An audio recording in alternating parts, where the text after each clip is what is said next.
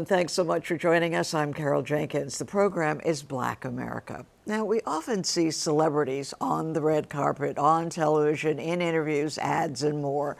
But we don't always think about the person behind the scenes responsible for those moments. My guest today is Gilda Squire, manager, producer, and founder of Gilda Squire Management.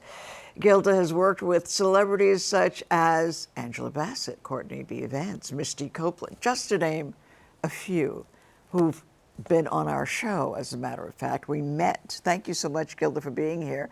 We met when we were just beginning this show. He was, doing the O.J. Simpson, special then. And thank you for all of these years being our friend and introducing us to some of your glorious clients. Well, thank you for being a friend to us. We need you. I say this to you and your team all the time. We need you. So thank you for being here. And thank you for having me.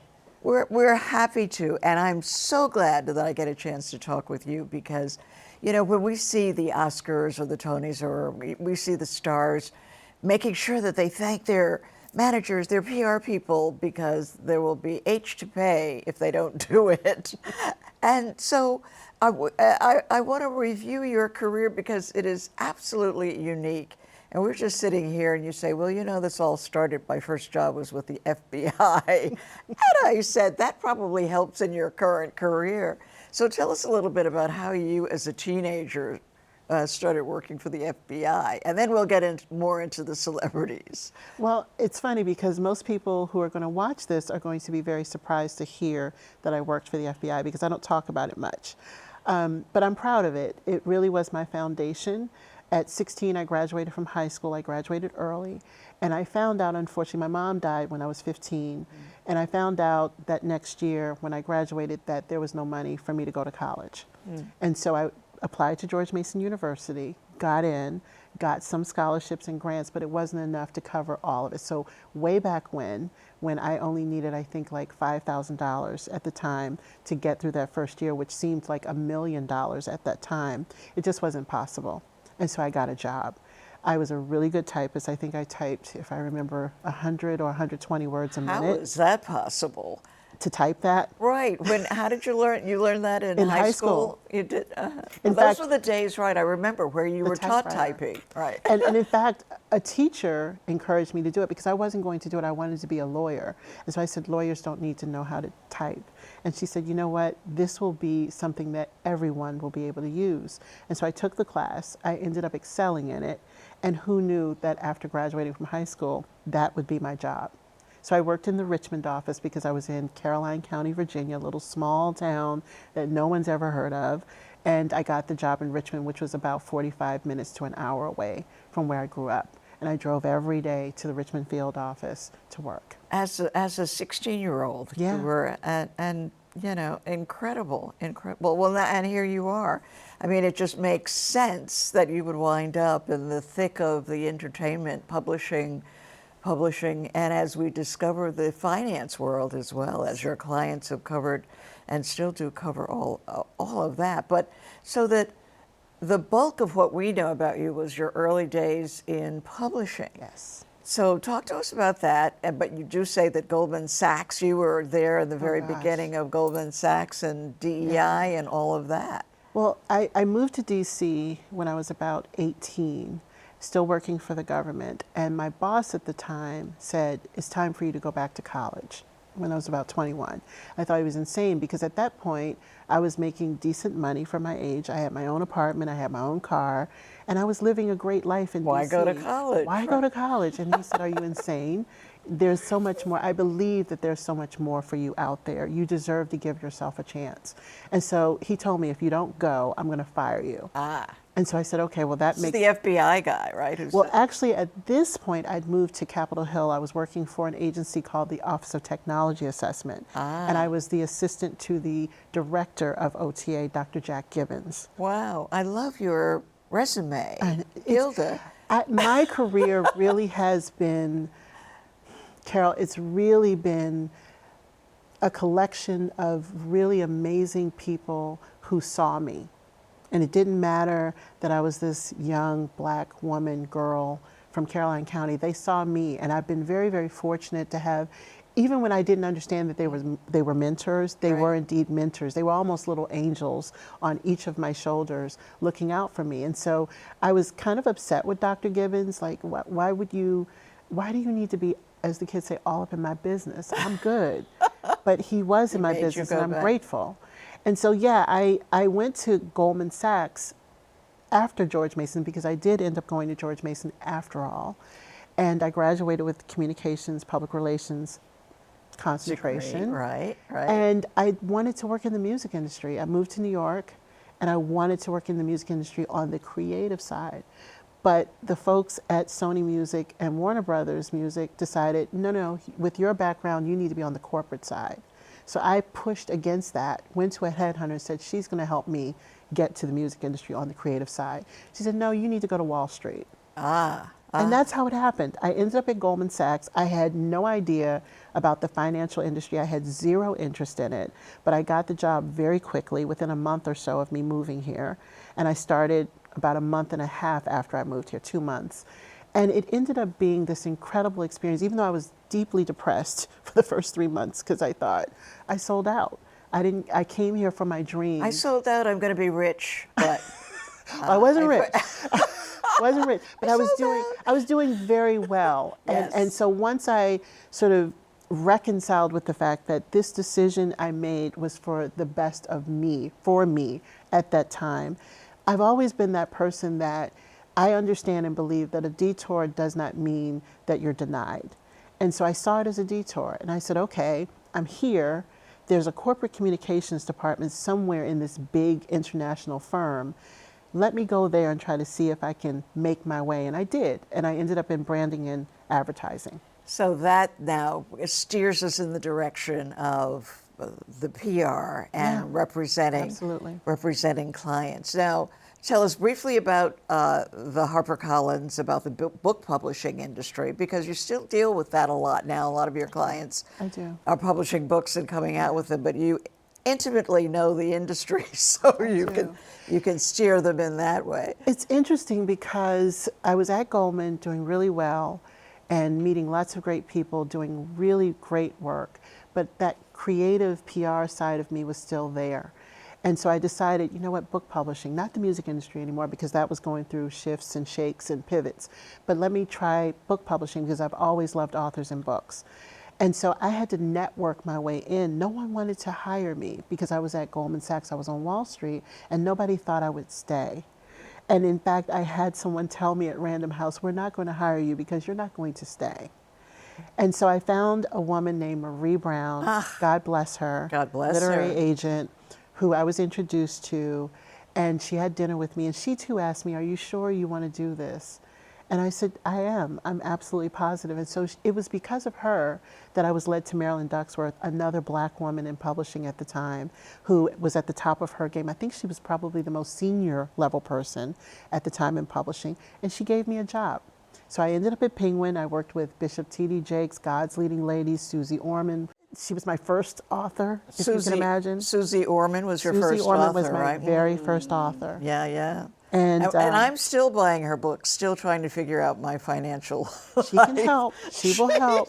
Finances for seniors now. I mean, but so that was your first. Very first. You must have learned a lot from her because she is. She's amazing, and she welcomed me, and it was my first tour ever. So it wasn't just doing the media part of it, but it was really putting together an entire tour, which I had never done before. And so she gave me high props. So I was proud. That's great. So now you did so well that you decided to start your own business. I did. I went to HarperCollins. I was the director of publicity there for about 4 years. And the whole time, I honestly give credit to Goldman Sachs, because Goldman Sachs taught me what it means to do and be a good representative. Clients are always the number one factor. They're always the person or the entity that you consider in everything that you do. And so I understood that going into HarperCollins. And so I operated that way at Penguin, at HarperCollins. And then ultimately I decided I want to start my own business. It was a crazy time, 2008. We all know the financial industry imploded. And people thought I'd lost my mind at my job. They said, you must be insane. You know, the markets are just so unsteady. And I said, well, if now's not a good time, then when? And so And first client? my first client was HarperCollins. I took 3 books with me. Oh, you did?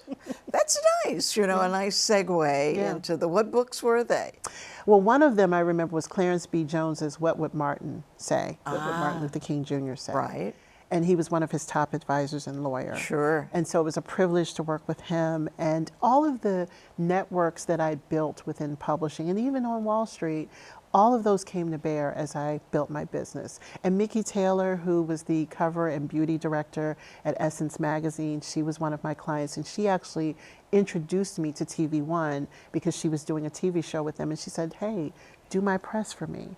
And so that introduced a whole new sphere of clients for me. Well, you're sitting in front of a photo of one of your clients, Misty Copeland, and thank you for the Emmy nomination we got for doing her interview and her show On Scene with her.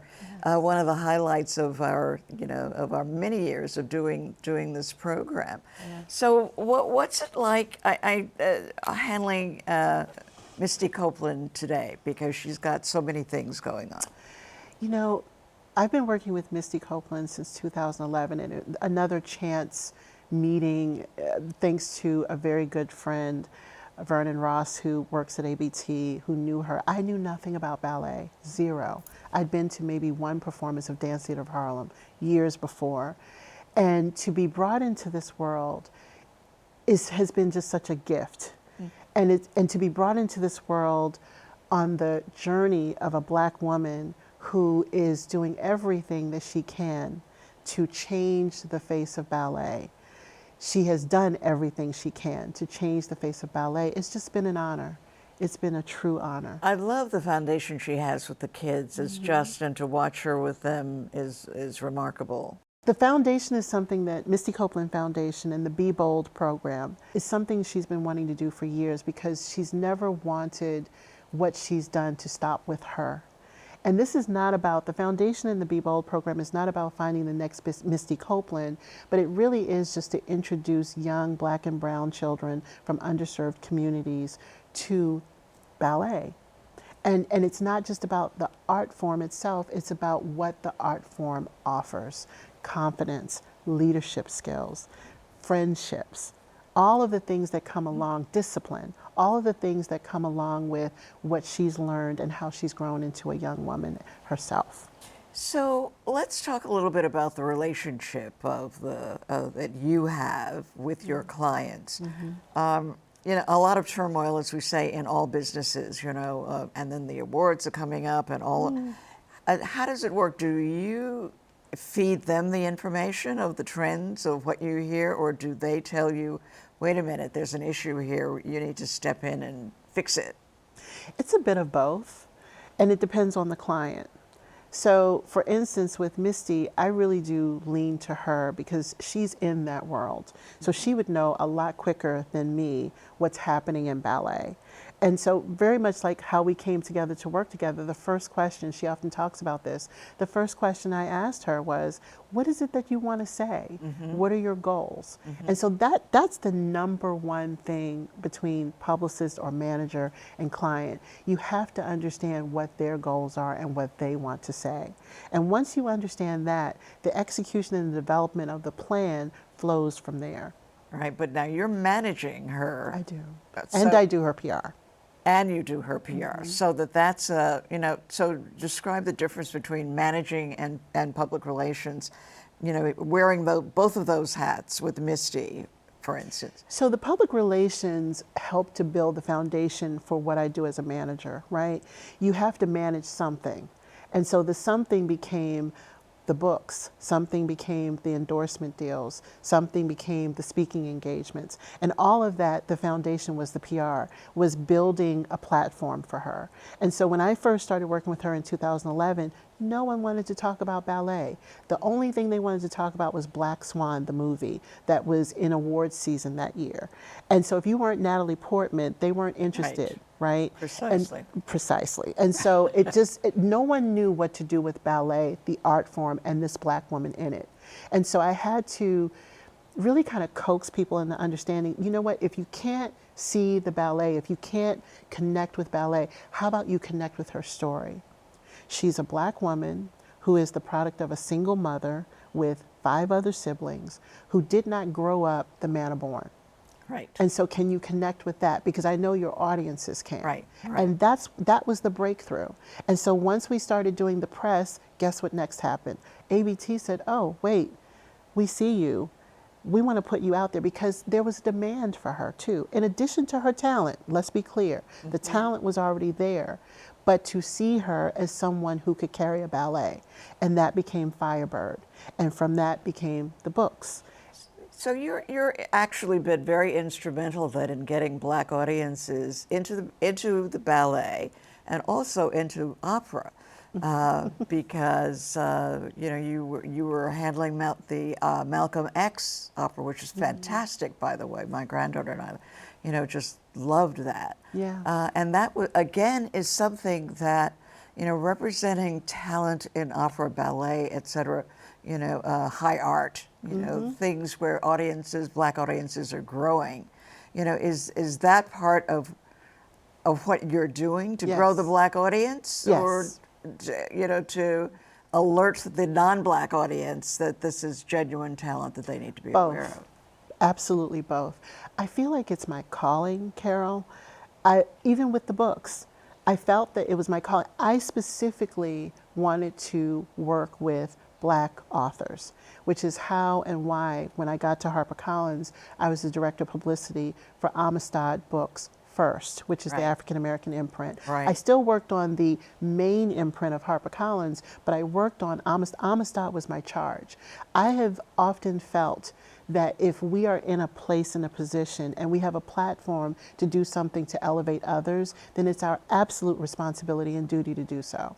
So that's my approach even in my business today. It always is. I work with BB Newworth, who is a dear friend, longtime friend, and I love doing the work with her, and I'm always open to working with any number of clients, but my heart is with us. Right. So Wendell Pierce, one of your clients, who, you know, on Death of a Salesman, just extraordinary presence, and you know, so what Tony nominated now. I know, that is so fabulous. I was so happy for you and him, you know, he's going to have to say, and thank you, Gilda, for my nomination. Yeah. But what's it like working with him?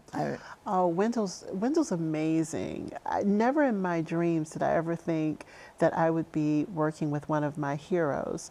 I've loved Wendell going back to Waiting to Exhale, as most of us have. Right. And, you know, not to mention The Wire, and through his many chapters and verses of his career on stage, in film, on television.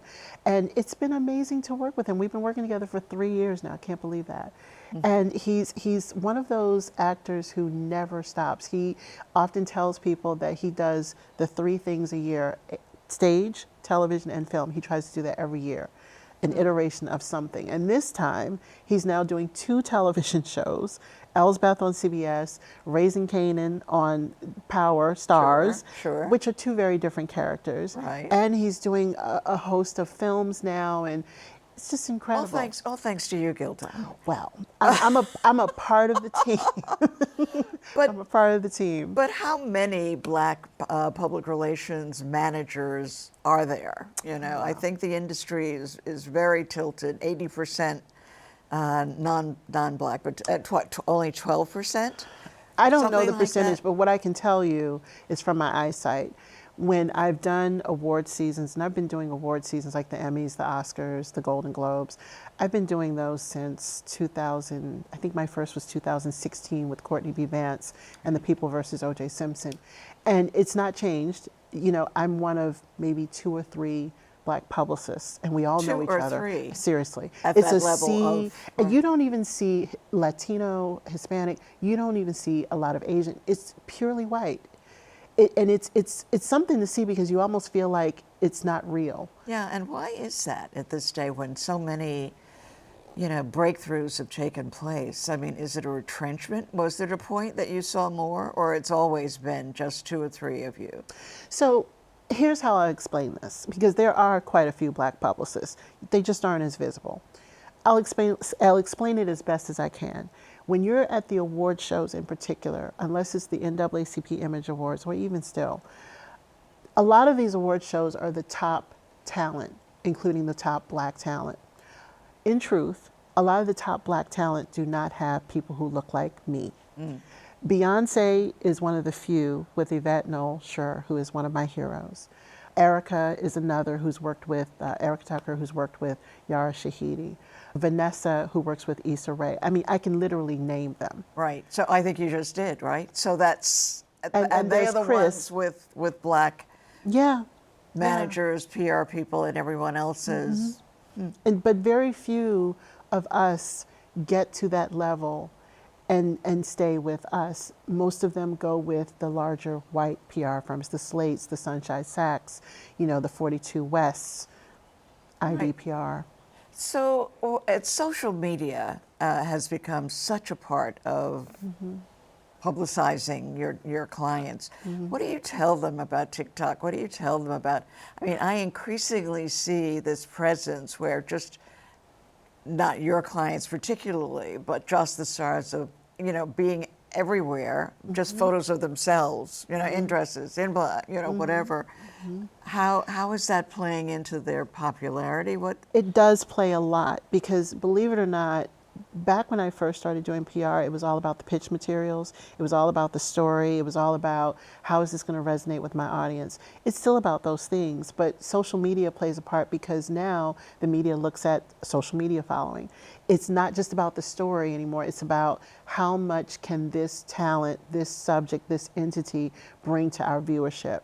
So if you have 2.5 million TikTok followers, that's good for us, because then you're going to post on your TikTok or your IG Reels or your IG Stories, and we're going to do collaborations, and then your audience is also going to be our audience, even if for a short time, right? And so it plays a huge part. But I will say that I say to my clients, every social media channel is not one size fits all. It just isn't. So for some talent, TikTok may not make sense. You interviewed Dr. Uche Blackstock, who's one of my clients. Unbelievably popular. I mean, she just caught fire. She's huge. She even made us catch fire. That's great. Thank you. I'm glad. I'm really glad. But she's doing amazing work as a medical doctor and now author, and of legacy. Of legacy. Of right, legacy. About her mother being a doctor, she and her twin sister, and of all of them having much difficulty in the mainstream medical profession, and for the girls leaving. And being one of the few Black women doctors out there. Right. And so I would say for her, LinkedIn is a treasure. IG is a treasure. Is TikTok ready for her, and she ready for TikTok? Maybe, maybe not. But she has found the channels that do work for her. So it's not one size fits all with social media. Someone like Misty, TikTok is a gold mine. YouTube is a gold mine, because it involves a lot of activity and movement. So that's what I usually tell them. But it is a huge advantage. And it's a huge advantage because at least you have the platform, whether you have the media or not, you have the platform to say what you want to say to your audience. So how do you, do all of your clients now have people who do it for them? Because it's such a time-consuming thing. It is. It's a whole other job. Misty does have a social media team working with her now. For a long time, she did not. Angela and Courtney have an in-house team. Angela Bassett and Courtney B. Vance in-house team. Not everybody does. Some people prefer to keep it smaller, intimate, close to home. Some others hire it out. Well, Angela is on fire. I mean, she's amazing. When I saw the photos of Angela, getting the legendary, awards, so deserved. Oh, gosh, that was a journey, yeah. But I'm so proud of her. I'm so proud and honored to have been a part of the journey, helping to make sure that that happened in a way that she could be proud of and that her whole family could be proud of. Well, that might be, because one of the questions we have is like, what is the proudest moment? That might be one of them, right? For Angela Bassett to have such a long career, and to in this year of 2024 when we're recording, being such a major star? Absolutely. And to be applauded finally in the way that she deserves to be applauded for this incredible career that she's enjoyed. Well, Gilda Squire, we're applauding you too for having given us so much talent behind the scenes, and I could only say that we are so glad that you are doing what you do. I appreciate that. And just think, it all started with the FBI. It all started with the FBI. In the FBI office in a small town. This could happen to you too. You could be walking the red carpet. Angela Bassett could be saying, thank you. Thank you, Gilda Squire, for being with us. Founder of Gilda Squire Management. I'm sure everybody's going to be speed dialing you. Thank you for such great work for so many. And that is it for us at this time. Thanks to you for joining us. I'm Carol Jenkins, and as always, the program is Black America. We'll see you the next time.